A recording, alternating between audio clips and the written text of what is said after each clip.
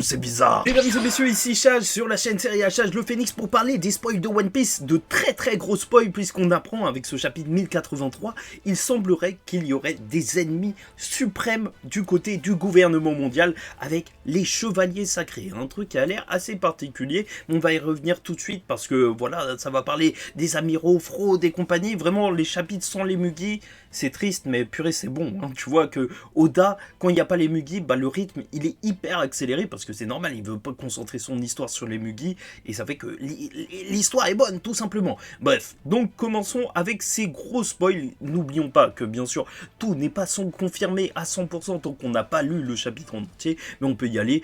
Don Quichotte Doflamingo est sur la cover du chapitre et donc le chapitre il va commencer alors que le chapitre 1082 il se terminait avec Sabo qui parlait justement de l'incident qu'il allait raconter. Il est avec Emporio Ivankov et donc Dragon, ils sont en train de ils sont en train de parler autour d'un couscous.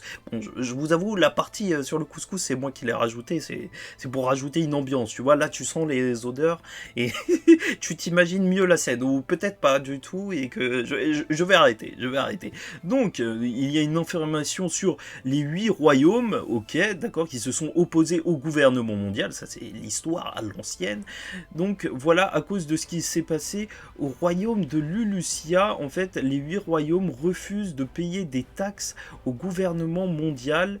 Et avant ça, en fait, le gouvernement décide d'envoyer les chevaliers sacrés, donc voilà, vers eux pour les gérer, en fait. Et il a été mentionné qu'ils sont 9. Ok, 9 chevaliers sacrés qui vont s'occuper des 8 royaumes. Bon, là, c'est un petit peu flou, tu vois, passé, futur, compagnie. Donc Sabo avec Karasu, donc Morlaix avec Lindbergh contre les amiraux. Ça, en gros, c'est les révolutionnaires. Je vais pas te mentir, moi je me souviens pas de qui est qui. Tu vois, pour la review, je vais chercher les images, je vais me souvenir. Mais là, tu me dis des noms comme ça. Lindbergh, je sais pas c'est qui. Karasu, c'est normal, c'est le corbeau. Je crois que ça veut dire corbeau en japonais. Ou ça se trouve que je raconte n'importe quoi. Bref, ils se sont battus contre les amiraux. Dans le combat, ils ont vu que Karasu a lancé donc des corbeaux vers Ishu, ok, Ishu c'est un amiral donc, et il y a Morlaix, je crois que c'est le mec qui creusait des trous là, celui avec un charisme proche de moins 2000, qui a réussi à poignarder Aramaki, tu vois, du côté des amiraux. C'est pour ça que ça sent pas très bon. Ouais, on connaît pas vraiment le niveau des chefs de l'armée révolutionnaire, mais purée, s'ils arrivent à affronter des amiraux, c'est pas bon pour eux. Après, ça veut rien dire. Affrontement et affrontement, c'est pas la même chose, parce que tu sais, les vrais affrontements, les vrais 1v1, ça change tout de suite la donne. Bon, il y a aussi le CP0 qui est intervenu, voilà, et donc ils étaient en possession de Vivi.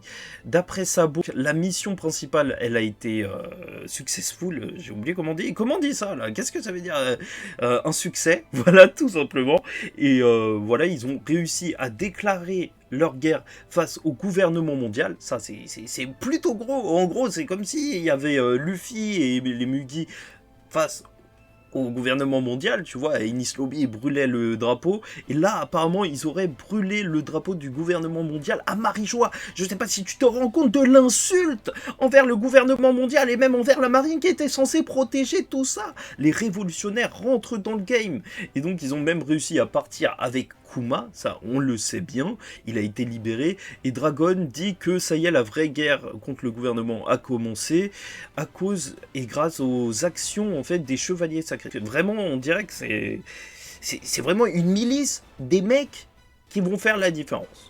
Une fois qu'ils sont sortis, ça veut dire que la guerre elle est lancée. Vraiment, ça je trouve ça énorme parce que je sais pas c'est qui ces mecs. On va essayer de voir ça en détail, mais c'est gros parce que il y a ces résumés, mais il y a eu d'autres choses qui ont été rajoutées par la suite. On voit un papier, donc un journal où on apprend que Nefertari, le roi Cobra, il a été tué et celui qui est accusé, c'est donc Sabo. Ça, on le sait. Et il semble qu'il savait qu'il lui arriverait quelque chose, puisque avant d'aller parler au Gorosei, parce que si vous vous souvenez bien, la dernière fois qu'on l'avait vu, il voulait parler justement au boss, il a dit à ses hommes de protéger Vivi. Donc voilà, il devait sentir la douille arriver, tu vois. Donc ça c'est ce qui a été rajouté par la suite. Fujitora, on le voit préparer une attaque énorme.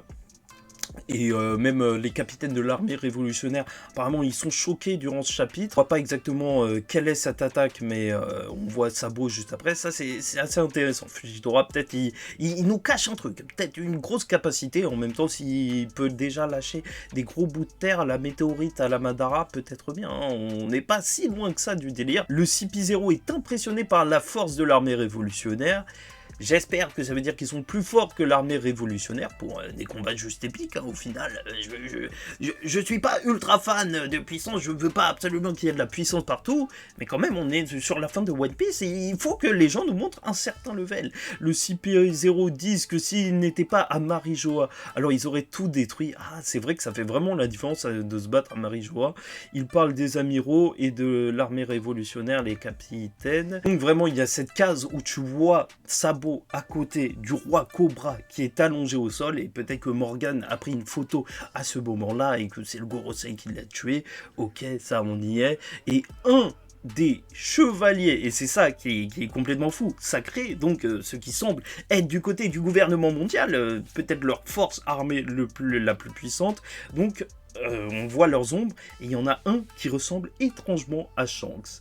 Et c'est là où ça commence à faire du bruit un petit peu partout. Les chevaliers sacrés, on en avait entendu parler, en fait, même au chapitre 1054, là il y a des gens qui l'ont remarqué, oui, ça a déjà été évoqué, ça, je trouve ça juste génial que, en vrai, moi j'ai pas vu énormément de théories dessus, mais voilà, Oda il te lâche des petits indices partout, comme quoi il faut être à l'affût, et voilà, ça c'est l'ombre qui ressemble à Shanks. C'est bizarre.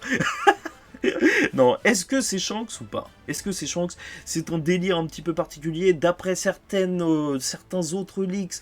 Alors en plus de ça, il y aurait même des chevaliers sacrés qui auraient des cornes.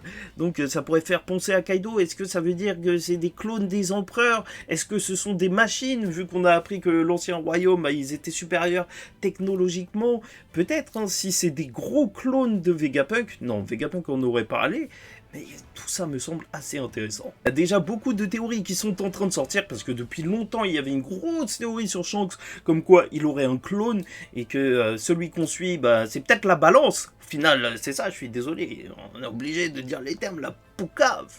Mais peut-être qu'il y aurait même un autre Shanks, et c'est pour ça que Shanks il serait arrivé vite à Marineford, alors que normalement il était avec Kaido, tu vois, un délire un petit peu particulier, sait-on jamais, je ne comprends pas réellement ce qui est en train de se passer, on fera plein de théories dans la vidéo, la review de la semaine, parce que vraiment là, les chevaliers sacrés, ça c'est très très bon, même en termes d'échelle de puissance, parce qu'en fait il faut se représenter que quand même, si le gouvernement mondial il se retrouve à affronter le monde entier, alors il faut quand même qu'il y ait un certain level. Oui, ça peut le faire s'ils ont des gens supplémentaires en plus des amiraux, parce que j'ai toujours trouvé que c'était peut-être un peu léger de voir les amiraux, même avec l'amiral en chef, face à peut-être tous les pirates du monde de One Piece. En fait, on ne sait pas qui sera avec qui, mais potentiellement, ça peut être en défaveur de la marine. Donc là, si on a des ennemis supplémentaires, oui, ça peut être très très bon.